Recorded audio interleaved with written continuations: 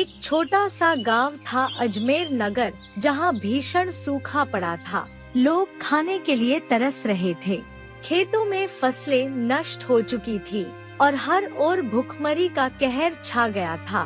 गांव के किनारे एक झोपड़ी में सुरेश और उसकी पत्नी शीतल रहते थे। उनके घर में अब अनाज का एक दाना भी नहीं बचा था। सुनिए जी, अब घर में अनाज का एक दाना भी नहीं बचा है। अगर जल्द कुछ नहीं किया गया तो हम भूखे मर जाएंगे। शीतल, तुम तो जानती हो पूरे गांव में अकाल पड़ा है और इस अकाल के चलते कहीं काम भी नहीं मिल पा रहा। मैंने कितना ढूंढा पर कोई भी काम देने को तैयार नहीं है। लेकिन सुरेश, क्या हम यूं ही हाथ पर हाथ रखे बैठे रहें? आपको कुछ न कुछ करना ही होगा। शीतल, तुम सही कह रही हो, लेकिन समझ नहीं आ रहा कि क्या करूं। अगर आप मेरी बात माने तो एक काम कीजिए, कुछ दिनों के लिए शहर चले जाइए। वहाँ आपको कोई न कोई काम जरूर मिल जाएगा। ठीक है शीतल, मैं कल सुबह ही शहर के लिए निकलता हूँ। अब गांव में रहकर क्या ही होगा। अगले दिन भोर होते ही सुरेश शहर के लिए निकल पड़ा। रास्ते में आए घने जंगल को चीरते हुए वह आगे बढ़ता गया। चलते चलते उसे एक पेड़ के नीचे बैठे एक ऋषि मुनि दिखाई दिए। वह उनके पास पहुंचा। प्रणाम ऋषि मुनि, मैं अजमेर नगर से आया हूँ। ऋषि मुनि, गांव में अकाल पड़ चुका है और कोई काम नहीं दे रहा। काम की तलाश में ही मैं शहर जा रहा हूँ। अगर आप कोई उपाय बता दे तो मुझे रास्ता मिल जाए। बेटा, जहाँ भी जाओ, जो भी पहला काम मिले उसे स्वीकार करना, इनकार मत करना, चाहे वह कैसा भी हो।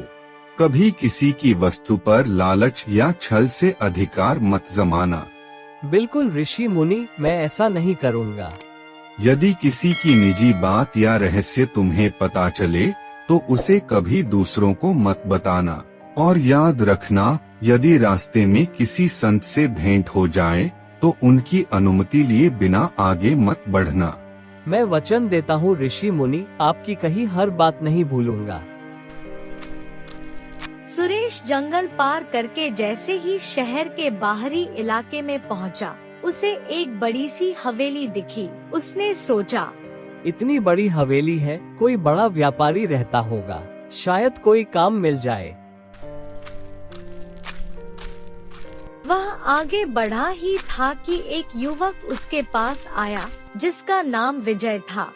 अरे भाई, तुम यहाँ के नहीं लगते, कौन हो, क्या काम है? भाई साहब, मैं काम की तलाश में आया हूँ। मेरे पास खाने तक को कुछ नहीं बचा है।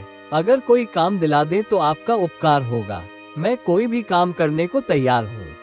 विजय ने सुरेश की हालत देखी और कहा, हमारे मालिक जी को गायों से बहुत लगाव है।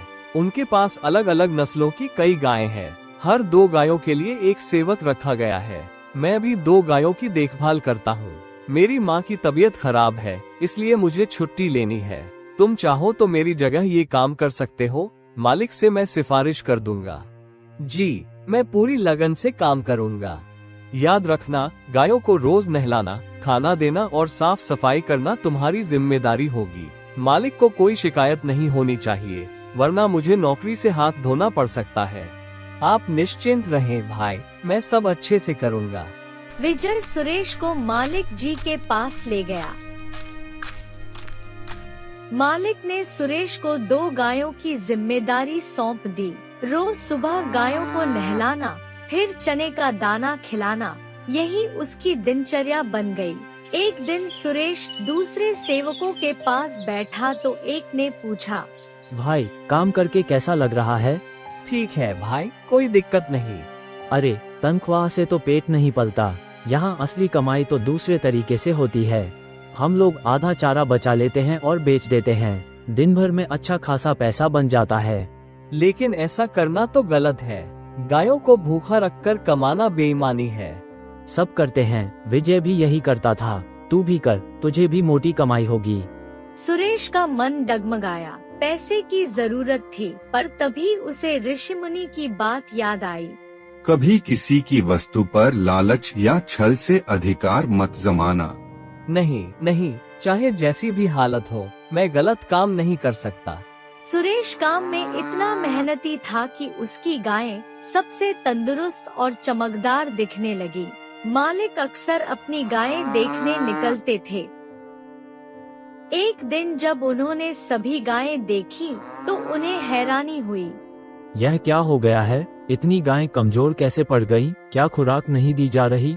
मालिक एक एक करके सभी गायों को देखते हैं, पर सारी गायें कमजोर थी, सिवाय 2 गायों के। वो 2 गाय स्वस्थ, चमकदार और फुर्तीले थे। मालिक आश्चर्य से बोले, ये 2 गाय तो बिल्कुल सही हालत में हैं। इनकी देखभाल कौन करता है? मालिक, इनकी देखभाल सुरेश कर रहा है। सुरेश, तुम्हारी गायें तो सबसे अच्छी हैं, बिल्कुल स्वस्थ। तुम क्या अलग कर रहे हो? मालिक, मैं बस रोज समय पर नहलाता हूँ, चारा देता हूँ और साफ सफाई का ध्यान रखता हूँ। बाकी की गायें तो वही चारा खाती हैं, लेकिन कमजोर हैं। तुम्हारी गायें क्यों तंदुरुस्त हैं? मालिक, अगर आप इजाजत दें तो मैं इसका जवाब सबके सामने देना चाहूँगा। मालिक ने सभी सेवकों को भी बुला लिया। सुरेश ने सबके सामने सारी सच्चाई बता दी कि बाकी सेवक चारा बचाकर बेचते हैं। मालिक को क्रोध आ गया। धोखेबाज हो तुम लोग। मैंने भरोसे से काम सौंपा था और तुमने मुझे ही लूटा। आज से तुम सब निकाले जाते हो। मालिक की बात सुनकर सभी दोषी सेवक घबरा गए। मालिक, हमें माफ कर दीजिए, हमसे गलती हो गई। आइंदा ऐसा कभी नहीं करेंगे। मालिक, इंसान से गलती हो सकती है। अगर यह सचमुच पछता रहा है तो शायद इसे एक और मौका देना चाहिए।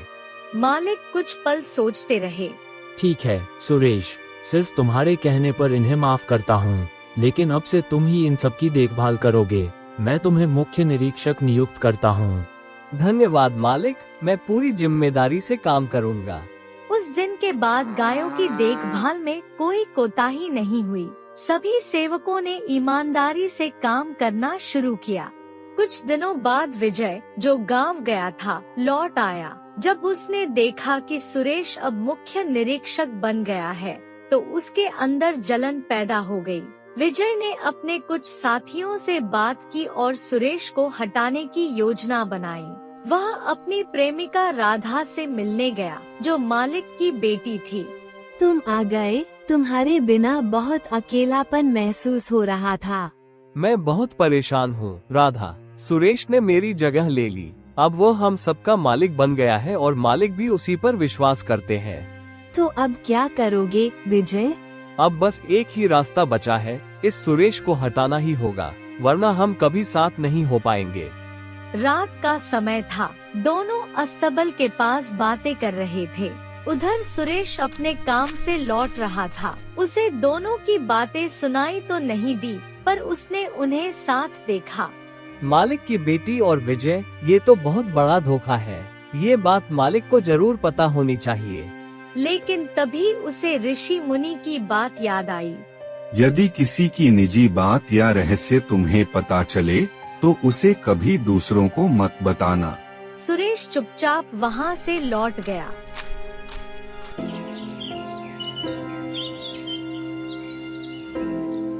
अगले ही दिन सुबह राधा रोती हुई अपने पिता के पास पहुँची। पिताजी, सुरेश ने मेरे साथ जबरदस्ती की। उसने मेरे साथ अश्लील बातें की और कल तो उसने सारी हदें पार कर दी। मैं जैसे तैसे भाग कर आई। मालिक का खून खौल उठा। उसकी इतनी हिम्मत, मैं उसे जिंदा नहीं छोड़ूंगा। उन्होंने सुरेश को बुलाया और कहा, सुरेश, एक जरूरी पत्र है, इसे तुम पास के आश्रम में जाकर संत महात्मा को दे आओ। बहुत जरूरी काम है। ठीक है मालिक। सुरेश वह पत्र लेकर निकल पड़ा। उसे नहीं पता था कि उसके साथ विश्वासघात हो चुका है। रास्ते में उसे एक संत मिले। संत एक पेड़ के नीचे ध्यानमग्न बैठे थे। जैसे ही सुरेश ने उन्हें देखा, उसे ऋषि मुनि की सीख याद आई। यदि रास्ते में किसी संत से भेंट हो जाए तो उनकी अनुमति लिए बिना आगे मत बढ़ना। सुरेश ने संत को प्रणाम किया और कहा, महाराज, मैं एक पत्र लेकर मालिक की ओर से आश्रम जा रहा हूँ। क्या आप मुझे जाने की अनुमति देंगे? बेटा, तुम्हारे पास जो पत्र है उसमें तुम्हारी मौत का फरमान लिखा है। क्या? लेकिन क्यों? मालिक की बेटी राधा और विजय का संबंध है। राधा ने तुम पर झूठा आरोप लगाया और अब तुम्हें रास्ते से हटाने की साजिश रची गई है। पर तुम चिंता मत करो बेटा, ऋषि मुनि की बात याद रखने के कारण ही तुम बच गए हो। तो अब मैं क्या करूं महाराज? तुम वापस जाओ और मालिक से कहो कि संत ने आदेश दिया है, ये पत्र रात में ही दिया जाए, सुबह नहीं। जो आज्ञा महाराज। सुरेश संत को प्रणाम कर लौट गया। सुरेश ने मालिक से कहा, मालिक, मैं पत्र लेकर गया था, लेकिन संत ने कहा है कि यह पत्र उन्हें सिर्फ रात में ही दिया जाना चाहिए। संत का आदेश है तो पालन तो करना ही होगा। रात को मालिक जी ने फिर से सुरेश को पत्र लेकर भेजा। इस बार संत ने उसे एक नया पत्र दिया। सुरेश वह पत्र लेकर वापस आया और मालिक को सौंप दिया। मालिक जी ने जैसे ही वह पत्र पढ़ा, उनकी आंखें फटी की फटी रह गईं। संत ने उसमें पूरी साजिश की सच्चाई लिख दी थी। मालिक ने तुरंत विजय और राधा को बुलवाया। तुम सब ने मेरा विश्वास तोड़ा है, तुम्हें शर्म आनी चाहिए। सभी के चेहरे उतर गए। सुरेश, तुम्हारी ईमानदारी ने तुम्हें मौत के मुंह से बाहर निकाला है। तुम आज से मेरे सबसे भरोसेमंद व्यक्ति हो। मैं तुम्हें पूरे व्यापार का मुख्य अधिकारी नियुक्त करता हूँ। धन्यवाद मालिक, मैं हमेशा आपकी उम्मीदों पर खरा उतरूंगा। मालिक ने राधा को घर में नजरबंद कर दिया और विजय को शहर से निकाल दिया। अब सुरेश पूरी तरह से मालिक के व्यापार का मुख्य अधिकारी बन चुका था। मालिक ने जो जिम्मेदारी उसे सौंपी थी, उसे सुरेश ने पूरी ईमानदारी और लगन से निभाया। उसने न केवल अपने काम को बेहतरीन तरीके से संभाला, बल्कि पुराने सेवकों को भी सही मार्ग पर चलने के लिए प्रेरित किया। सुरेश ने अपने गांव अजमेर नगर से अपनी पत्नी शीतल को बुला लिया। शीतल जो कई महीनों से इंतजार कर रही थी। जब सुरेश का संदेश लेकर आदमी आया तो उसकी आंखों में आंसू आ गए। सुरेश ने न केवल अपनी जिंदगी बदली बल्कि गांव के हालात भी। उसने गांव में खाने का अनाज भिजवाया और वहां के कुछ नौजवानों को शहर में काम दिलवाया। उसका नाम अब सम्मान से लिया जाने लगा।